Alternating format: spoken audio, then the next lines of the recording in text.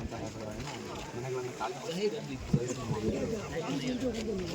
ಏನು ಕಳೆದ ತಿಂಗಳು 21ನೇ ತಾರೀಕು ಏನು ಕೋಗಿಲುವಲ್ಲಿ 187 ಮನೆಗಳನ್ನು ಬೆಳಗಿನ ಜಾವ 4 ಗಂಟೆಗೆ JCB ತಂದು ಹೊಡೆದಾಕಿದ್ರು.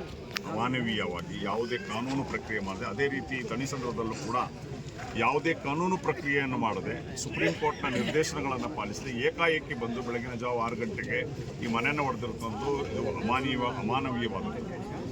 ನೋಡಿ, ಯಾವುದೇ ಸರ್ಕಾರದ ಜಮೀನು ಇರ್ಬೋದು ಅಥವಾ BDA ಜಮೀನು ಇರ್ಬೋದು, ನೀವು ಅದನ್ನು ಒತ್ತುವರಿ ಆಗಿದ್ದರೆ ವಶಪಡಿಸ್ಕೊಳ್ಳೋಕ್ಕಾದ್ರೆ ಅದಕ್ಕೆ ಆದಂಥ ಒಂದು ಕಾನೂನು ರೀತಿ ಇದೆ.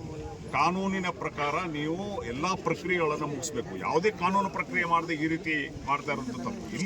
ಇಲ್ಲಿ ನಿವಾಸಿಗಳು ಬಹುಶಃ ನೀವು ಮಾತಾಡ್ಸಿರ್ಬೋದು, ಅವ್ರ ಹತ್ರ ಈ ಖಾತಾ ಇದೆ, ಅವ್ರ ಹತ್ರ ಈ ಸೊತ್ತಿದೆ, ಅದಕ್ಕೆ ಬೇಕಾದಂಥ ಅಂದರೆ ಸೇಲ್ ಡೀಡ್ಗಳಿದ್ದಾವೆ. ಇಲ್ಲಿ ನೋಡಿ, ಇದು BDA ಸೊತ್ತು ಅಂತ ಹೇಳ್ತಾರೆ. ಇಲ್ಲಿ BBMP ಅವರು ರಸ್ತೆ ಮಾಡಿದ್ದಾರೆ, ಎಲೆಕ್ಟ್ರಿಸಿಟಿ ಕೊಟ್ಟಿದ್ದಾರೆ, ಎಲ್ಲ ಫೆಸಿಲಿಟಿ ಕೊಟ್ಟಿದ್ದಾರೆ. BDA ಈಗ ಏನು ಓನರು ಮತ್ತು BDA ನಡುವೆ ಏನು ಒಪ್ಪಂದ ಆಗಿ 60-40 ರೇಷಿಯೋದಲ್ಲಿ ಆದ ನಂತರ ಅದನ್ನ ಒಂದು ಕಡೆ ಈ ಓನರು BDA ಕೊಟ್ಟಿದ್ದಾನೆ, ಇನ್ನೊಂದು ಕಡೆ ಈ ಜನರಿಗೆ ಮಾರಿದ್ದಾನೆ, ಬಡ ಜನರಿಗೆ ಮಾಡಿದ್ದಾನೆ. BDA ಏನು ನಿಮಗೆ ಬಂದಂಥ 60% ಸೈಟನ್ನು ನಿಮ್ಮ ವ್ಯಾಪ್ತಿಗೆ ಬಂದ ನಂತರ ಅದಕ್ಕೆ ಬೇಲಿ ಹಾಕಬೇಕು, ಅಥವಾ ಅದಕ್ಕೆ ಬೇಕಾದ ಕಾಂಪೌಂಡ್ ವಾಲ್ ಹಾಕಬೇಕು, ಅಥವಾ ಬೋರ್ಡ್ ಹಾಕಬೇಕು.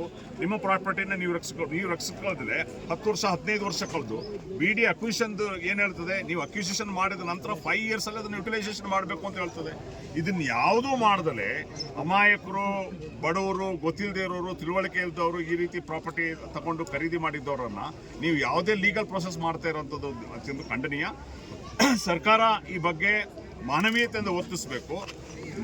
ನಾನು ಕೇಳುವಂಥದ್ದು ಏನು AT ರಾಮಸ್ವಾಮಿ ಅವರವರದಲ್ಲಿ ಬೆಂಗಳೂರಲ್ಲಿ 18,000 ಎಕರೆ ಏನು ಒತ್ತುವರಿಯಾಗಿದೆ ಅಥವಾ ಕಬಳಿಸಿದ್ದಾರೆ ಅಂತಿದೆ. ದೊಡ್ಡ ರಾಜಕಾರಣಿಗಳು, ದೊಡ್ಡ ಶ್ರೀಮಂತರು, ದೊಡ್ಡ ಬಿಲ್ಡರ್ ಮಾಡಿದ್ರಲ್ಲ, ಅವರ ಮನೆಗೆ ಯಾಕೆ ಬುಲ್ಡೋಸರ್ ಹೋಗೋದಿಲ್ಲ? ಬಡವರ ಮನೆಗೆ, ಅದ್ರೂ ವಿಶೇಷವಾಗಿ ಮುಸಲ್ಮಾನರ ಮನೆಗೆ ಮಾತ್ರ ಸಿದ್ದರಾಮಯ್ಯ ಬುಲ್ಡೋಸರ್ ಹೋಗೋದಾ? ನಾನು ಕೇಳ್ತೀನಿ ಮಾನ್ಯ ಸಿದ್ದರಾಮಯ್ಯ ಅವರಿಗೆ, ಬಡವರ ಮನೆಗೆ, ಮುಸಲ್ಮಾನರ ಮನೆಗೆ, ದಲಿತರ ಮನೆಗೆ ಮಾತ್ರ ಸಿದ್ದರಾಮಯ್ಯ ಅವರ ಬುಲ್ಡೋಸರ್ ಹೋಗ್ತದಾ?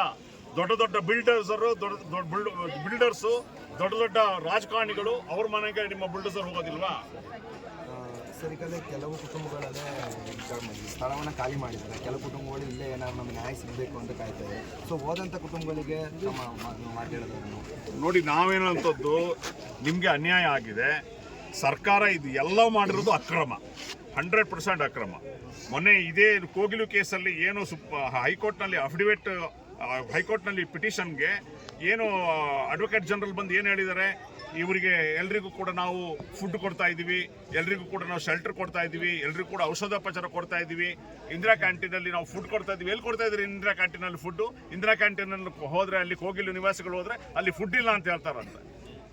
ಇದು ಸರ್ಕಾರ ಈ ರೀತಿ ಕಣ್ಣಾಮುಚ್ಚಾಲೆ ಆಡ್ತಾ ಇರೋಂಥದ್ದು, ಇದು ಅನ್ಯಾಯ. ಇದನ್ನೆಲ್ಲವನ್ನು ಸರಿಪಡಿಸುವಂಥ ಜವಾಬ್ದಾರಿ ಸರ್ಕಾರದ್ದು. ಸರ್ಕಾರ ಏನು UP ಮಾದರಿಯಲ್ಲಿ, ಡೆಲ್ಲಿ ಮಾದರಿಯಲ್ಲಿ ಏನು ಬುಲ್ಡೋಸರ್ ರಾಜಕಾರಣ ಮಾಡ್ತದೆ, ಅದನ್ನು ಸಿದ್ದರಾಮಯ್ಯನವರ 6ನೇ ಭಾಗ್ಯ ಇದು. ಸಿದ್ದರಾಮಯ್ಯನವರು ಏನು 5 ಭಾಗ್ಯ ಕೊಟ್ಟರು, 6ನೇ ಭಾಗ್ಯ ಬುಲ್ಡೋಸರ್ ಭಾಗ್ಯ ಬಡವರ ಮನೆ ಮೇಲೆ. ಇದನ್ನು ನಾನು ಹೇಳಕ್ಕೆ ಇಚ್ಛೆ ಪಡ್ತೀನಿ.